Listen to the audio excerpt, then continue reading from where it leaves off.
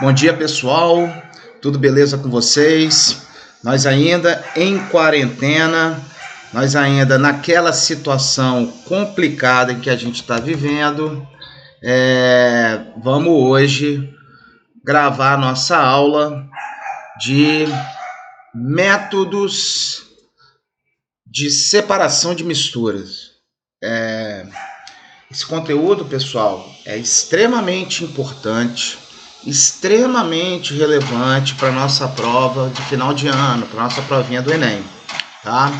E vem aqui passar alguns métodos para vocês, porque vale ressaltar que nem todos os métodos de separação de mistura, eles vão ser citados aqui por mim, tá?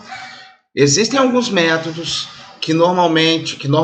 que às vezes aparece na prova, que a gente vai ter que usar um pouquinho da sagacidade, tá? Para poder marcar a resposta certa. Então a gente tem que tomar cuidado. O que eu vou fazer com vocês aqui é um aparato geral. Pô, Rodolfo, mas aí o cara vai e cobra um tipo de separação que eu não conheço. Gente, a gente só resolve esse tipo de problema fazendo exercício. Não tem jeito, você vai ter que ir lá na sua apostila, pegar os exercícios da apostila, resolver tudo bonitinho, conforme manda o figurino, tá beleza? Então vamos começar aqui com a análise imediata, também conhecida como método de separação de misturas, tá? Vamos lá. Os processos de separação de mistura que a gente tem que escolher, eles normalmente tem que seguir dois critérios que são importantes. Dois, tá? Para você escolher um método de separação, você primeiro precisa analisar o tipo de mistura que você está trabalhando. Se a mistura é homogênea ou a mistura é heterogênea, tá? Não adianta você pegar uma mistura heterogênea, por exemplo, água e areia, tá? E achar que se você aplicar destilação vai ser o melhor método. Não. Tá? Evaporação da água é o melhor método? Gastar energia para simplesmente tirar a água e separar da areia? Não é o melhor método. Tá? Da mesma forma, se você tentar filtrar a água do mar para tentar tirar o sal, também não funciona. Então a gente tem que ter clareza. O que é uma mistura homogênea e o que é uma mistura heterogênea. Tá? Esse é o primeiro aspecto. Segundo aspecto é que você também tem que ter noção dos estados físicos dos constituintes dessa mistura, tá? A aplicação de uma separação entre sólido e líquido, você não pode aplicar, por exemplo, numa mistura entre sólidos, tá certo? Igual muitas vezes eu chego para vocês e pergunto assim, gente, vamos supor que você esteja fazendo um suco. Esse suco seja, sei lá, de abacaxi, tá? Aí você foi lá, botou o abacaxi no liquidificador com água, bateu e quer ficar só com o suco, tirar a polpa. Aí você vai e usa o que para tirar essa polpa? Você vai lá, pega uma peneira e passa o suco nessa peneira.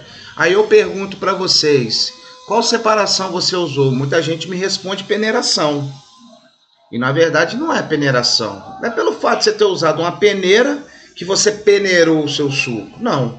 Você coou o suco. Você na verdade fez uma filtração.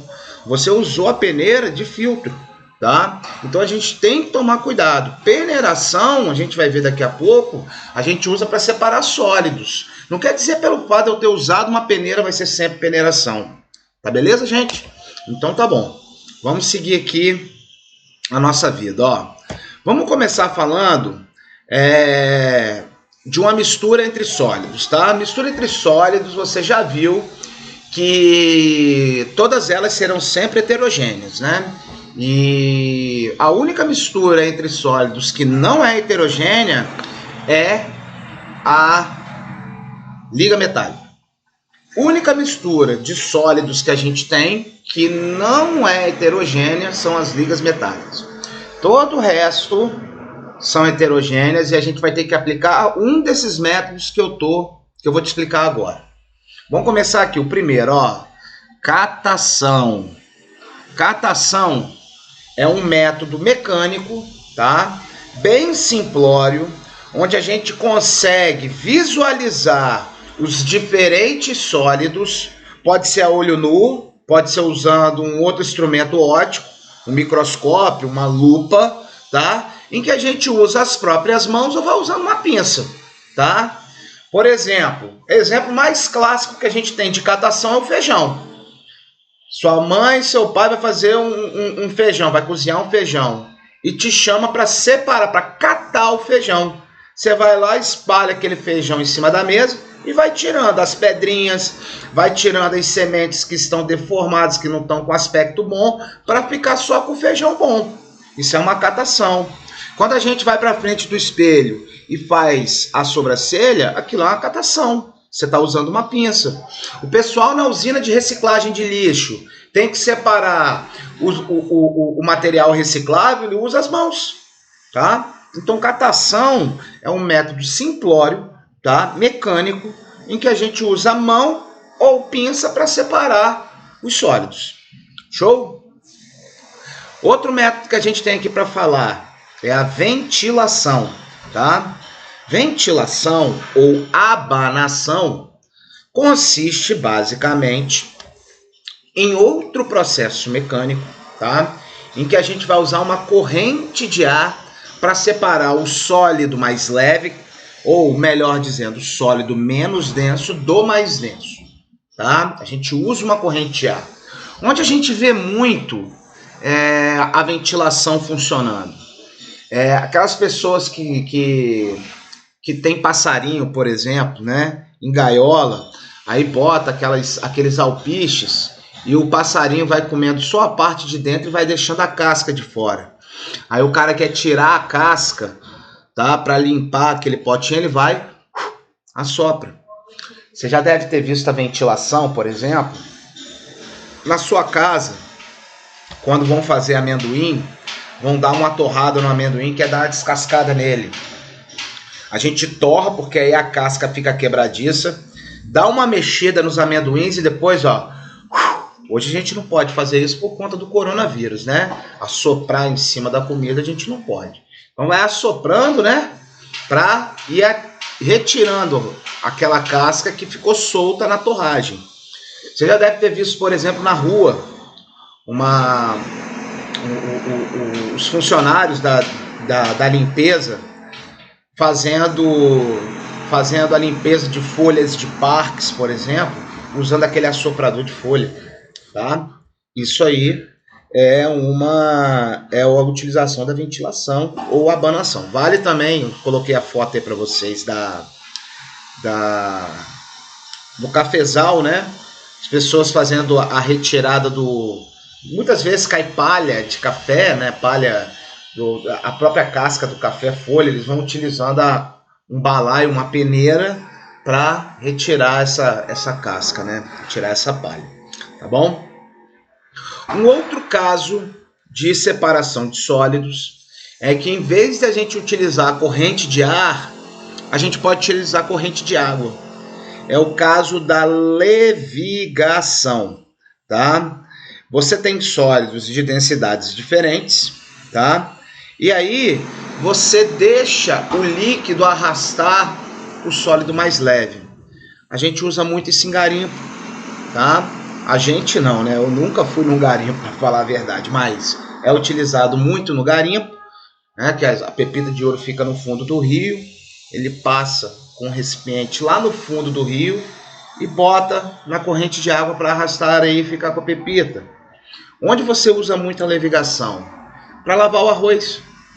Quando você bota o arroz naquele escorredor e deixa a água bater ali, a água arrasta aquela sujeira branca, né? Que eu já ouvi dizer que não pode lavar arroz, porque aquilo ali está retirando o amido do arroz, né?